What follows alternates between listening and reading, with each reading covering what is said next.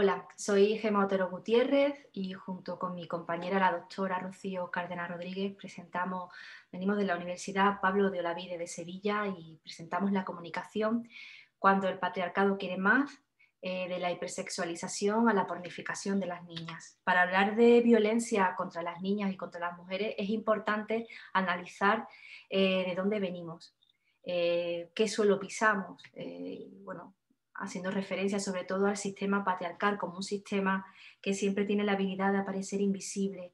Ana de Miguel lo explica muy bien cuando dice que el patriarcado siempre encuentra la manera de establecer alianzas y de articular nuevas formas de opresión sobre las mujeres basadas en el control sexual y reproductivo de sus cuerpos como algo natural.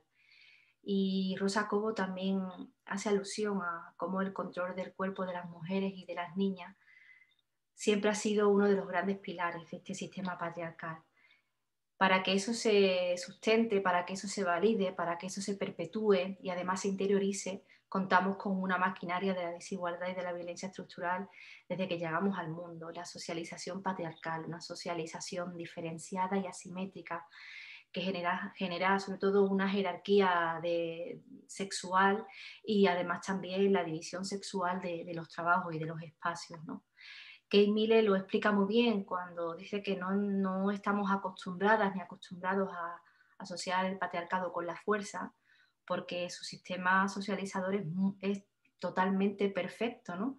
Y que apenas en muchas ocasiones ni necesita el respaldo de la violencia. Y Gerda Lerner, en su libro La creación del patriarcado, habla de la devaluación simbólica de las mujeres y su subordinación como algo natural e invisible. Y es ahí donde radica la raíz, ¿no? de la realidad y de la ideología patriarcal. A partir de esa socialización en las niñas, bueno, pues comienza el aprendizaje y la interiorización de la opresión y de la desigualdad estructural. Aquí muestro, por ejemplo, una narrativa recogida de una alumna de primero de la ESO, ¿no? Donde ella habla, bueno, cómo el impacto de la socialización patriarcal forma parte de su día a día y cómo asume y cómo interioriza todos esos mandatos sexistas, ¿no? El de no abrir las piernas, el de responsabilizarla de la presión que soporta en su día a día, o cómo se la señala, cómo se la responsabiliza constantemente con no abrir las piernas, que si llevas ropa corta es que vas provocando, la separación de los espacios. Si nos atenemos a los datos, bueno, pues aquí tenemos el informe mundial sobre las niñas en el 2020, ¿no? Y cómo, bueno, pues en este estudio aparece que se prevé que los matrimonios infantiles ascenderán hasta 2,5 millones adicionales y 1 millón adicional de embarazos en la adolescencia y en la infancia.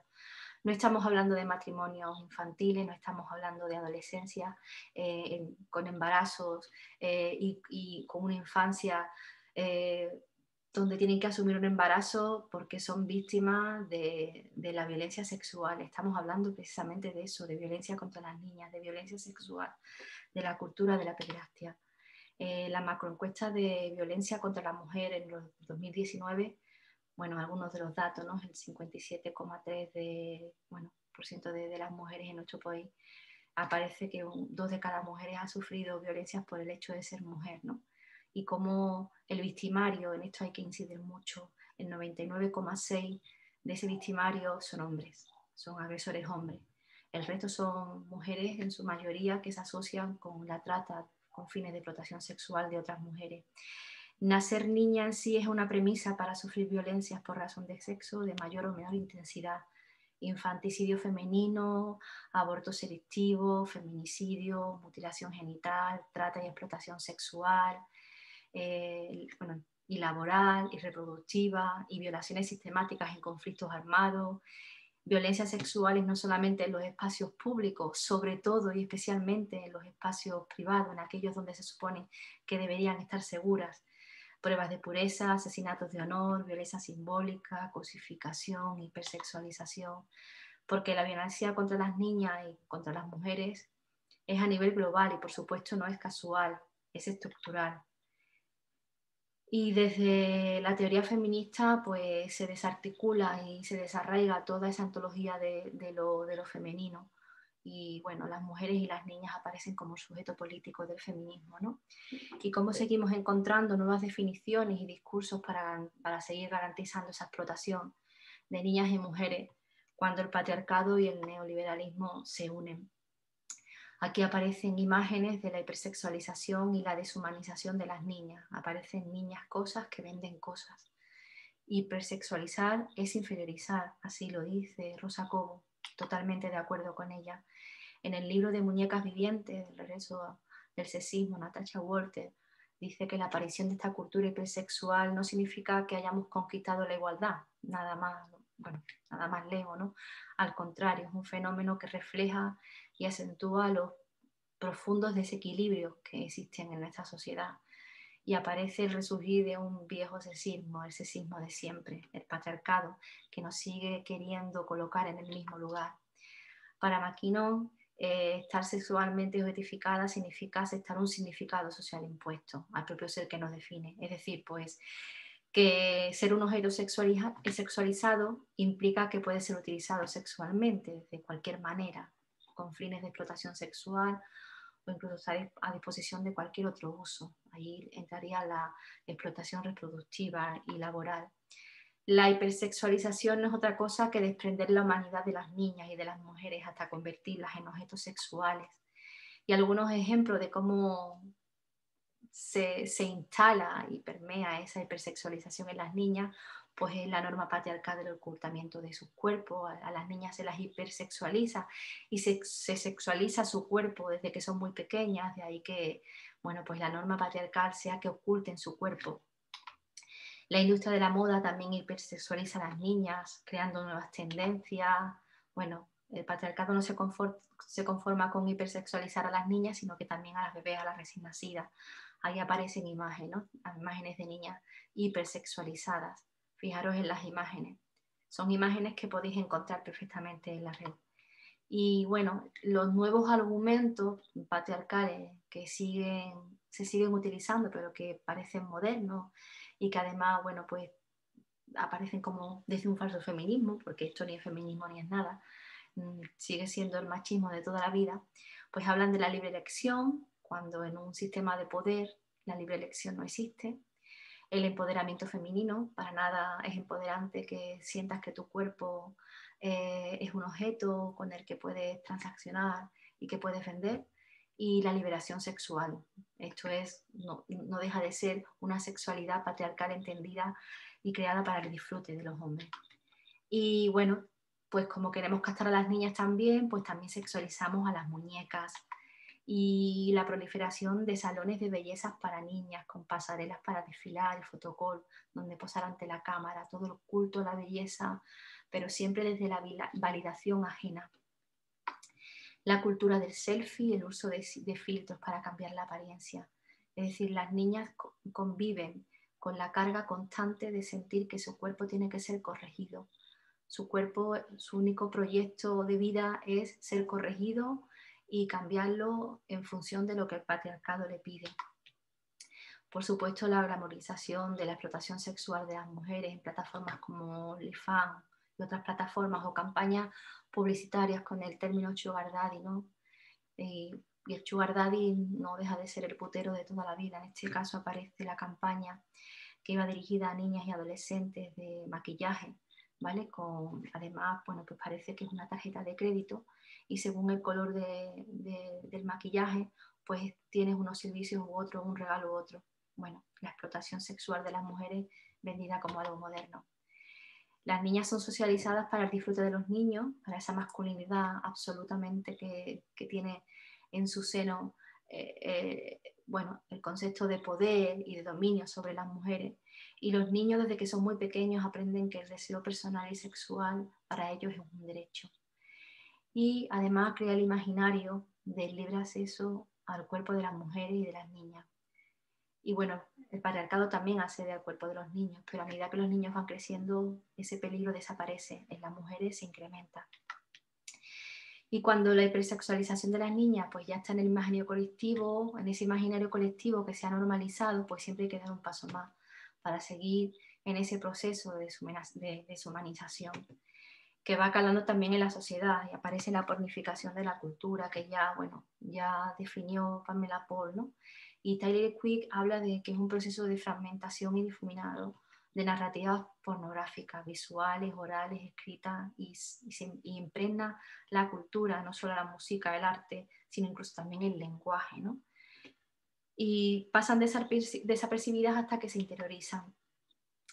Bueno, otra vuelta de tuerca más y la reproducción de imágenes pornificadas de mujeres adultas vestidas con disfraces de colegialas o de bebé, con chupes, ositos, en diferentes contextos socioculturales, es decir, pues también nos encontramos en Halloween, es decir, está muy interiorizado que las mujeres, haya mujeres que se disfracen de niñas y estamos también, bueno, pues la cultura de la pedofilia aplaude con las dos orejas, evidentemente. Niñas y muñecas sexuales. Y preocupante realmente la construcción de una masculinidad que sigue basada en el dominio. Y además cómo ese dominio se está introduciendo sobre todo en el imaginario de la pornografía en los niños. En este estudio, Nueva pornografía y cambios en las relaciones interpersonales, de Luis Ballester y Carmen Montes, bueno, hablan, ¿no?, de la edad mínima de inicio de consumo de pornografía mainstreaming es de 8 años. Yo me lo encuentro en los sectores educativos. Me encuentro cada vez más niños con edades cada vez más pequeñas donde reconocen el consumo masivo de pornografía mainstreaming.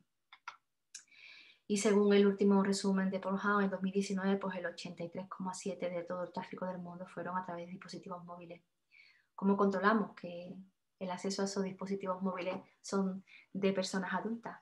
No se controla. Sheila Jeffrey, por ejemplo, habla de que la pornografía es una forma de explotación sexual, como la prostitución. Cecilia afirma de que es el marketing de la prostitución. Y Mónica Lario habla de que el discurso político de la violencia contra las mujeres no es otra cosa que pornografía, porque además los niños y adolescentes acceden a imágenes donde las mujeres no solamente son cosificadas, sino son agredidas sexualmente, y donde las mujeres no tienen ni siquiera voz ni son sujetos, son objetos. Por lo cual también, bueno, pues el proceso de deshumanización de las mujeres está claro que comienza en la infancia, con un patriarcado que es una auténtica maquinaria de destrucción masiva de mujeres y de niñas. Y si hipersexualizar y inferiorizar, coeducar desde luego es garantizar la humanidad que el patriarcado arrebata a las niñas. Para el camino de la emancipación y la humanización de las niñas desde la coeducación, hay que tener en cuenta sobre todo a las niñas desde que son muy pequeñas y escucharlas. Aquí voy a facilitar algunas estrategias para trabajar en las aulas y fuera de las aulas. Cuando las niñas toman conciencia de la desigualdad y que sufren, y cuando verbalizan sus malestares, tienen que ser tenidas en cuenta, valorar sus logros, sus metas, sus aportaciones y sus reivindicaciones, porque están reivindicando algo que les pertenece. Las niñas y las mujeres, por supuesto, tienen derecho a ser nombradas en el lenguaje, porque somos más de la mitad de la población del planeta y porque no nombrarnos es violencia.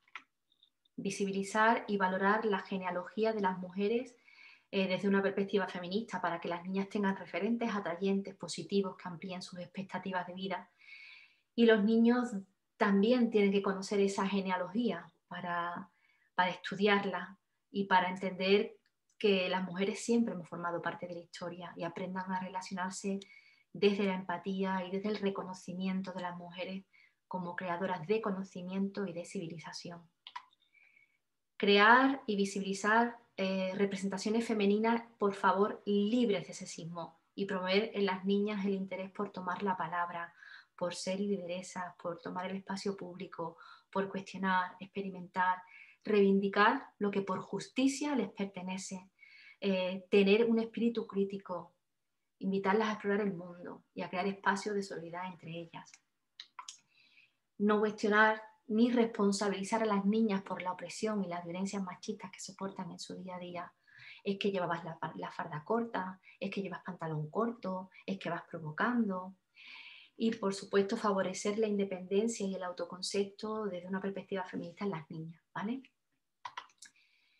Educar en la corresponsabilidad desde el reparto igualitario y el uso igualitario de los espacios y de los tiempos, para que niñas y niños puedan tomarlo desde el disfrute, los buenos tratos y la igualdad efectiva, Podemos tener una relación de pareja donde mi compañero colabore, pero si la carga mental la llevo yo, la corresponsabilidad no ha llegado todavía a casa. Fomentar en el alumnado actitudes críticas, tanto individuales como colectivas, de rechazo frente a la desigualdad estructural y la violencia contra las mujeres. Necesitamos crear una gran masa crítica de alumnado, de ciudadanía, que se enfrente y ponga fin a las desigualdades desde una mirada crítica. La coeducación afectiva y sexual desde la etapa de infantil para la prevención de las violencias sexuales y del resto de violencia contra las mujeres. Desde los 0 a 3 años, niños y niñas que ya aprenden a saber la importancia del espacio personal, el respeto mutuo, que el cuerpo de otra persona no se toca si esa persona no quiere, ni lo desea, ni da su consentimiento, basar relaciones de afectividad. Es importante que los niños y las niñas lo aprendan desde que son muy pequeños y pequeñas. Garantizar también que las niñas disfrutan seguras del espacio público y privado como ciudadanas de pleno derecho y en igualdad real. Hay que cambiar la mirada en los niños, dejar a las niñas un poco en paz y empezar a trabajar con los niños para evitar el desplazamiento de la responsabilidad de la violencia masculina. Hay que educar a los niños a no ejercer opresión, ni control, ni poder, ni dominio, ni violencia contra las niñas. Ni los puteros, ni los maltratadores, ni los proxenetas, ni los asesinos machistas nacen por generación espontánea. Son hombres mimados por un patriarcado que les permite crear relaciones de poder. Y eso hay que desmantelarlo. El patriarcado se aprende, pero también se desaprende. Desmantelar todo ese mecanismo, ese constructo social de la masculinidad, de poder, de dominación y de violencia, porque el género evidentemente es una construcción social, pero para las mujeres es una auténtica opresión. Es decir, como constructo social tiene que ser eliminado, porque además es un constructo social que se basa en una realidad material que es el sexo. Así que bueno, termino con esta exposición. Muchísimas gracias por su atención y seguimos coeducando porque necesitamos construir un mundo mucho más igualitario. Hasta luego.